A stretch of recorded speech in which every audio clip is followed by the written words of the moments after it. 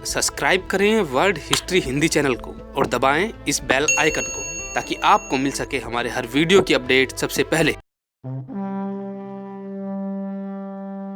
आज हम बात करेंगे दुनिया की सबसे ताकतवर कंपनी की, जिसने भारत समेत दुनिया के एक बड़े हिस्से पर लंबे वक्त तक राज किया, जिसके पास लाखों की फौज थी, जिसकी अपनी खुफिया एजेंसी थी, जिसके पास टैक्स वसूली का अधिकार था, और इस कंपनी का नाम था ईस्ट इंडिया कंपनी। आज दुनिया में अरबों खरबों की मल्टीनेशनल कंपनियां हैं, जैसे एप्पल या गूगल, मगर ये सभी कंपनियां ईस्ट इंडिया कंपनी के आगे कहीं नहीं ठहरती। ईस्ट इंडिया कंपनी सन 1600 में बनाई गई थी। उस वक्त ब्रिटेन की महारानी थी एलिजाबेथ प्रथम, जिन्होंने ईस्ट इंडिया कंपनी को एशिया में कारोबार करने की खुली छूट दी थी। मगर वक्त ने ऐसी करवट ली कि ये कंपनी कारोबार के बजाय सरकार बन बैठी। दरअसल सर थॉमस एक खास मिशन पर भारत आया था। जिस दिन वो बादशाह जहांगीर के दरबार में पहुंचा, उस दिन बादशाह का जन्मदिन मनाया जा रहा था। बादशाह जहांगीर सोने की पत्ती चढ़ी तराजू के एक पल्ले पर सावधानी से बैठता है। दूसरे पल्ले में रेशमी थैलों में रखे सामान को बारी बारी से बदला जाता है। पहले जहांगीर को चांदी से तोला गया, फिर सोने से, बेशकीमती हीरे जवाहरातों से। उसके बाद सारे सामान को गरीबों में बांट दिया गया। बादशाह के दरबार में ये सब देखकर थॉमस हैरत में था। उसे यकीन नहीं हो रहा था कि जिस थैलों से बादशाह को तोला गया है, क्या सच में उसमें सोना चांदी या जवाहरात हैं, या फिर पत्थर ही भरे हुए हैं। आज से 400 साल पहले ये बातें थॉमस ने अपनी डायरी में उस समय नोट की थी। दरअसल सर थॉमस की कोशिश थी कि किसी न किसी तरह से एक समझौते पर हस्ताक्षर करवा ले, जिसके तहत एक छोटी सी ब्रिटिश कंपनी को भारत में व्यापार का अधिकार हासिल हो जाए। परंतु ये काम इतना आसान साबित नहीं हुआ और इस सिलसिले में एक मेहनती अंग्रेज राजदूत को सख्त पापड़ बेलने पड़े। लेकिन सर थॉमस ने हिम्मत नहीं हारी और वो 3 साल की कड़ी मेहनत के बाद राजनयिक दावपेच और तोहफे देकर जहांगीर को तो नहीं, लेकिन वली अहमद शाहजहां से आज से ठीक 400 साल पहले अगस्त 1618 में एक समझौते पर हस्ताक्षर करवाने में कामयाब रहा।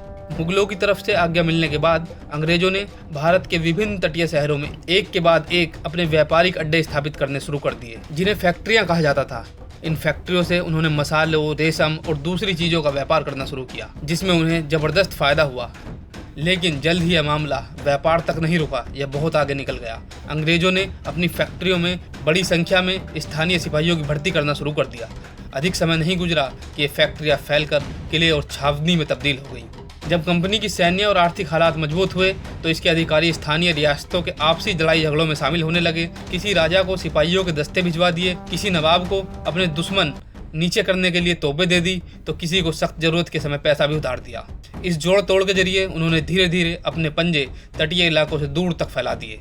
लगातार फैलाव के इस सफर में सबसे अहम मोड़ 1757 में लड़ी जाने वाली जंगे प्लासी में आया, जिसमें ईस्ट इंडिया कंपनी के क्लर्क रॉबर्ट क्लाइव के नेतृत्व में 3000 सिपाहियों ने बंगाल के नवाब सिराजुद्दौला की 50,000 फौज को शिकस्त दी।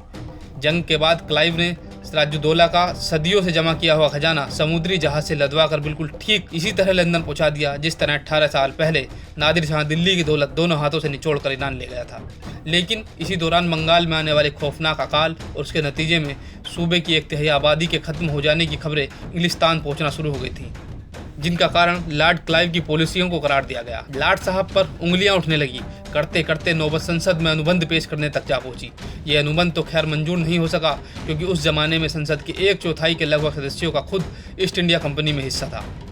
बहस के दौरान क्लाइव ने समझदारी से काम लेते हुए अपनी दौलत के बारे में कहा कि मैं खुद सख्त हैरान हूँ कि मैंने हाथ इस कदर होला क्यों रखा, वरना वो चाहते तो इससे कहीं अधिक माल व सोना समेट कर ला सकते थे।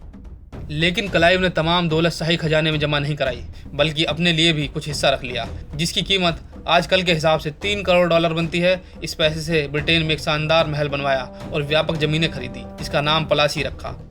यही नहीं, उसने पैसे देकर न सिर्फ अपने लिए बल्कि अपने बाप के लिए भी संसद की सीट खरीद ली। बाद में इसे सर का खिताब भी अता कर दिया गया।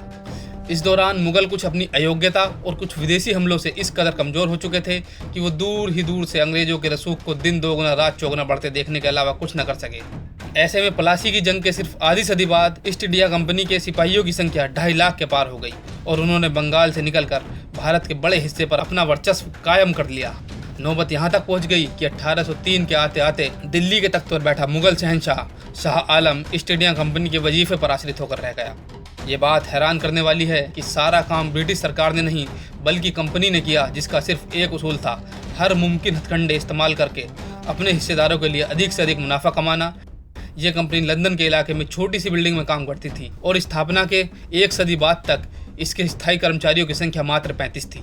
यह कहानी यूं ही चलती रही, लेकिन 1857 में कंपनी के अपने ही तनख्वाह पाने वाले सिपाहियों ने बगावत कर दी, जिसके दौरान बड़े पैमाने पर खून खराबा हुआ। इस जमाने में अखबार आम हो गए थे। इन सारी गड़बड़ियों की खबर इंग्लिस्तान तक पहुंची। होते होते कंपनी की धारणा इतनी हो गई कि आखिरकार संसद को जनता के दबाव में इस कंपनी के राष्ट्रीयकरण का फैसला करना पड़ा और भारत सीधे ब्रिटिश सरकार के अंतर्गत आकर महारानी विक्टोरिया के ताज का सबसे नायाब हीरा बन गया। ईस्ट इंडिया कंपनी फिर भी कुछ साल घिसट घिसट कर जिंदगी गुजारती रही, लेकिन कब तक? आखिर 1 जून 1874 को 325 साल की लंबी शान व शौकत के बाद यह कंपनी भंग हो गई। आज लंदन में लीडन हॉल स्ट्रीट पर जिस जगह कंपनी का हेडक्वार्टर था, वह बैंक की चमचमाती इमारत खड़ी है और कहीं कोई स्मृति, कोई मूर्ति, यहाँ तक कि कोई बोर्ड तक स्थापित नहीं है। न कोई जनाजा उठा, न ही कोई मजार बना। कंपनी की भले ही कोई स्मृति न हो, लेकिन उसने जो काम किया उसके प्रभाव को आज तक महसूस किया जाता है।